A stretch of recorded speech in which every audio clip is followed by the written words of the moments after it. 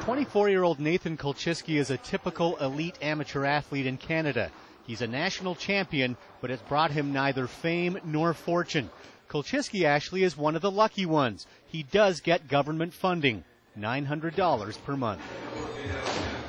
All of us athletes, we all go to school or work at the same time. I work full-time, 2 jobs right now, and, training as well. So it's pretty hard, They give you a little bit of support, but it's definitely not what's needed to be a full-time athlete. Boxing's not alone. Pretty much all of Canada's amateur athletes, especially those in the more obscure sports, have a similar story.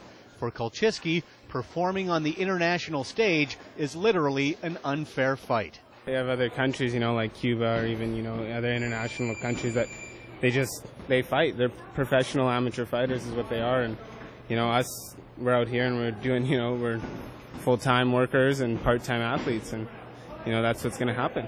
Add it all up, and Canada has just one boxer who's qualified for Beijing.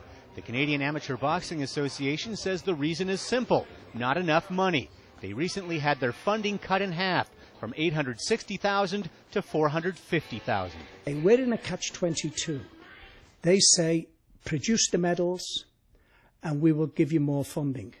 But without the competition and the international competition, we can't get our boys ready.